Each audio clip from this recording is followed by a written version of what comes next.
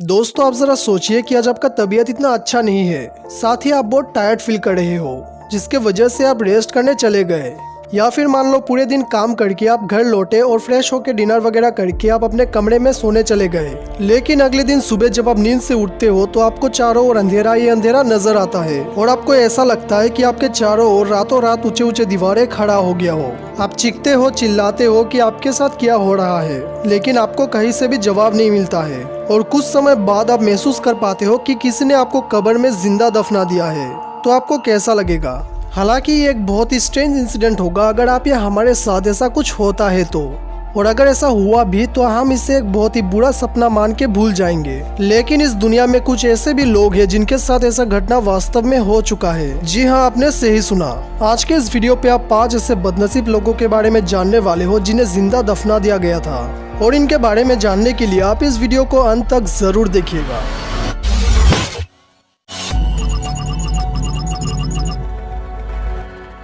Number 5, Octavia Smith Hatcher. यह घटना हुआ था केंटाकी में रहने वाले एक दंपति के साथ। ऑक्टाविया स्मिथ और जेम्स हैचर, इनके शादी होने के कुछ महीने बाद इनके जिंदगी में एक छोटा सा बच्चा आया जिसका नाम जैकब रखा गया था।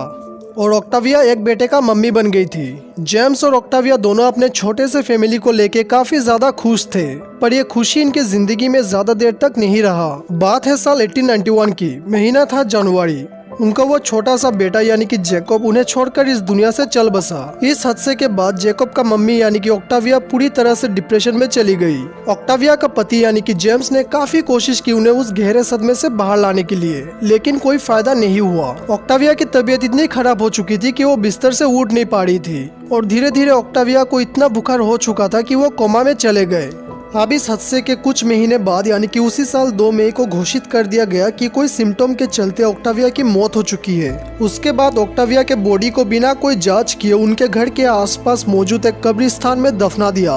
उनका कोई फ्यूनरल भी नहीं हुआ क्योंकि उस दिन बहुत गर्मी हो रखा था। अब ऑक्टाविया को दफनाने के ठीक एक हफ्ते बाद उसी शहर में रहने वाले काफी सारे लोग इस बीमारी से संक्रमित हो गए थे, जैसे ऑक्टाविया को हुआ था। जहाँ पे पहले उन लोगों को बुखार हुआ और बाद में कोमा स्टेज पे चले गए। लेकिन जब एक एक करके सारे लोगों को होश आने लगे तब वो लोग सीधा डॉक्टर के पास चले गए। वहाँ पे जाके उन्हें पता चला कि ये एक बीमारी है जो टीटी फ्लाई के काटने से होता है। अब टीटी फ्लाई एक खतरनाक मक्खी है जो अफ्रीका में पाया जाता है, जिसके काटने से लोग स्लीपिंग सिकनेस का शिकार बन जाता है। जब ये बात जेम्स को पता चला तब जेम्स बहुत ही ज्यादा डर गया था, ये सोचते हुए कि उन्होंने ऑक्टाविया को बिना चेकअप करवाए कब्र में जिंदा दफना दिया। उसके बाद जेम्स तुरंत उसी कब्रिस्तान में गया जहाँ पे उन्होंने ऑक्टाविया को दफनाया था, इस उम्मीद में कि उनका पत्नी अभी भी जीवित होंगे। लेकिन तब तक बहुत देर हो चुका था। जब जेम्स उस कॉफिन को बाहर निकाला तब उन्होंने देखा कि कॉफिन के अंदर काफी सारे क्रैचेस पड़े हुए थे। ऑक्टाविया का हाथ खून से भरा हुआ था, इनकी उंगली और नाखून भी पूरी तरह से टूटा पड़ा था। इसका मतलब है कि ऑक्टाविया ने काफी कोशिश की बाहर निकालने के लिए, पर वो निकल नहीं पाई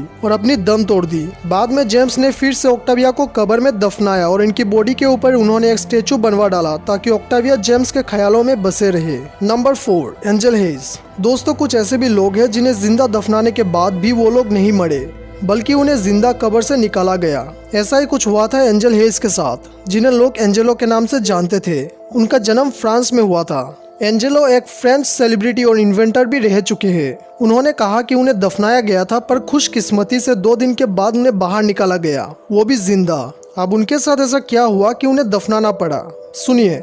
ये घटना घटा था साल 1937 को। दिन था 1 सितंबर। एंजेलो तब सिर्फ 19 साल का था जब वो एक दिन सेंट क्वांटिन डी शैलेट के एक छोटे से गांव के आसपास अपना साइकिल चला रहा था और उस रास्ते के साइड में कुछ लोग मशीन के ऊपर काम कर रहे थे। पर अचानक उन लोगों ने उस मशीन का कंट्रोल खो दिया और वो मशीन सीधे रास्ते पे आकर के बहुत ही बुरी तरीके से एंजेलो के साइकिल के साथ टकरा गया।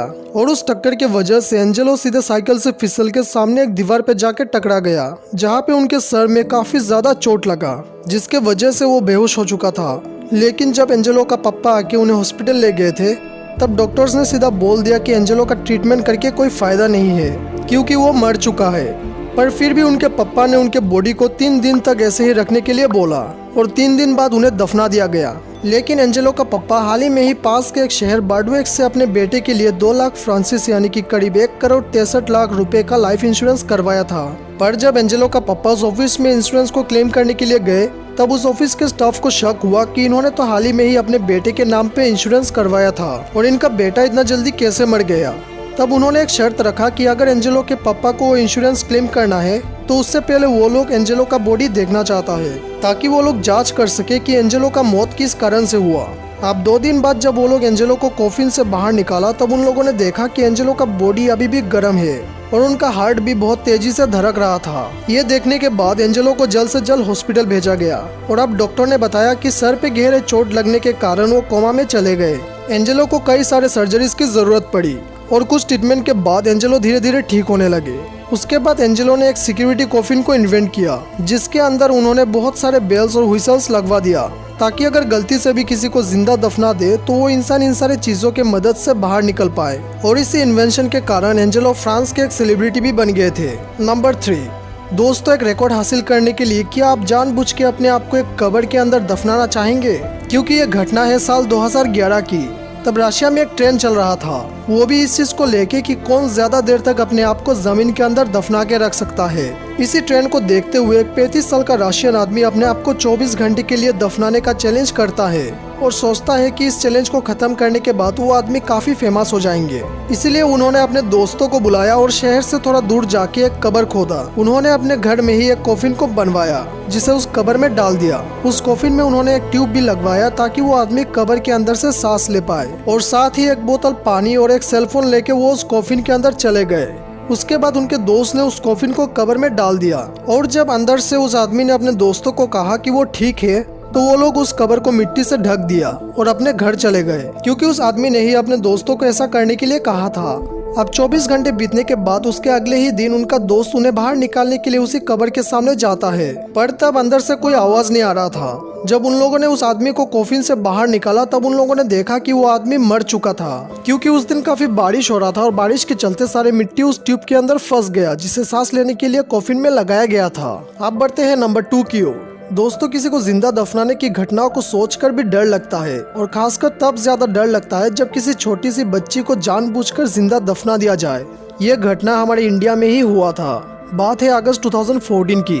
ठीक ऐसा ही कुछ हुआ उत्तर प्रदेश में रहने वाली एक 6 साल की बच्ची के साथ। आलोक अवस्थी जो इस लड़की के चाचा थे, उन्होंने बताया कि उनका पड़ोसी जो एक शादीशुदा कपल थे, उन्होंने इस बच्ची को बोला कि आपका मम्मी चाहती है कि हम आपको सामने वाले गांव में हो रहे मेले में लेके जाए। ऐसा बता के जब वो कपल इस बच्ची को लेके जा रहे थे तब वो लोग उस मेले में नहीं जाके बच्ची को लेके गन्ने के खेत में चले गए और उस अंकल के अनुसार उस औरत ने इस बच्ची का गला दबाया, उसके बाद सीधा मिट्टी में दफना दिया, वो भी बिना किसी कारण से। लेकिन लकीली उसी खेत में काम करने वाले कुछ लोगों ने नोटिस किया कि जाते वक्त उन कपल के साथ एक बच्ची भी थी, यानी कि 3 लोग थे, पर बाहर आते वक्त सिर्फ 2 लोग ही निकल रहे थे। तब उन्हें शक हुआ कि कुछ तो गड़बड़ है और तुरंत वो लोग उस जगह पे चले गए जहाँ पे उन कपल्स ने उस बच्ची को लेके गए थे। वहाँ पे उन्हें एक बच्ची नजर आया जो मिट्टी में दफना हुआ था। ये देखते हुए वो लोग तुरंत बच्ची को हॉस्पिटल ले गए और फाइनली उस बच्ची की जान बच गई। उसके बाद उस बच्ची के अंकल के अनुसार जब पुलिस ने पूछताछ के दौरान उस बच्ची को अपने पड़ोसियों की कुछ तस्वीरें दिखाए तब उस बच्ची ने आइडेंटिफाई कर लिया कि इस पड़ोसी ने उसे मारने की कोशिश की। वैसे पुलिस को ये पता नहीं चला कि वो लोग इस बच्ची को मारना क्यों चाहते थे। खैर, इस बच्ची की किस्मत काफी अच्छी थी कि वो बच गई। Number 1, Shifo William Medlesh. ये घटना हुआ था साल 1993 में जब एक 24 साल का साउथ अफ्रीकन आदमी जिसका नाम शिफो विलियम मेडलेस था, जब वो एक दिन अपने पत्नी के साथ बाहर ड्राइविंग के लिए जाता है तब अचानक से उनका कार का एक्सीडेंट हो जाता है और उस एक्सीडेंट में शिफो विलियम और उनके पत्नी को काफी गहरा चोट लगता है। पर जब पैरामेडिक्स उस एक्सीडेंट की जगह पे पहुंचता है तब वो लोग बताता है कि उनका पत्नी तो ठीक है पर शिफो विलियम मर चुका है, जबकि शिफो विलियम को गहरा चोट लगने के कारण बेहोश हो जाता है और उन्हें हॉस्पिटल ले जाने के वजह सीधे मॉर्ग पे ले जाते हैं और वहाँ पे ले जाके शिफो विलियम को एक कैबिनेट यानी कि बॉक्स के अंदर लॉक कर दिया जाता है और 2 दिन तक उस बॉक्स में रहने के बाद फाइनली उनका होश आता है, पर उन्हें कुछ समझ नहीं आ रहा था कि वो कहाँ है। और कुछ समय बाद उन्हें रियलाइज हुआ कि उन्हें एक बॉक्स के अंदर लॉक कर दिया गया है और जैसे ही उन्हें ये रियलाइज हुआ वो जोर जोर से चिल्लाने लगे, साथ ही उस बॉक्स के अंदर आवाज करते रहे ताकि बाहर से उन्हें कोई मदद मिल जाए। अब लकीली जो लोग उस मॉर्ग में काम कर रहे थे उन्हें वो आवाज सुनाई दिया और वो लोग सीधे उस कैबिनेट को ढूंढ के शिफो विलियम को बाहर निकाला। अब वो बाहर निकलने के बाद डॉक्टर्स ने उनका ट्रीटमेंट किया और थोड़ा ट्रीटमेंट के बाद वो सीधे अपने पत्नी के घर चले गए। वहाँ पे जब उनका पत्नी ने उनको देखा तब उनका पत्नी पूरी तरह से शॉक्ड हो गई और चिल्लाने लगी कि सिफो विलियम अब ज़ॉम्बी बन चुका है। बाद में डॉक्टर्स और सिफो विलियम मिलकर उन्हें बताया कि ये कोई ज़ॉम्बी नहीं है बल्कि एक इंसान है जो उस एक्सीडेंट में नहीं मरा था। अब यार आपको ये वीडियो कैसा लगा और कौन सा घटना आपको डरावना लगा, हमें कमेंट में ज़रूर बताइएगा। अगर आप ऐसे और भी इंटरेस्टिंग वीडियोस को देखना चाहते हो तो आप हमारे इस चैनल को सब्सक्राइब कर लेना और साथ में दिए गए घंटे को भी ऑन करके ऑल पे सिलेक्ट कर लेना ताकि आने वाले वीडियोस आपसे मिस ना हो। और अगर आपको वीडियो अच्छा लगे तो वीडियो को लाइक कर देना, साथ में इस वीडियो को अपने तरफ से शेयर कर देना। मिलते हैं अगले वीडियो में और भी अच्छे और बेहतरीन टॉपिक के साथ। तब तक के लिए thank you very much for watching.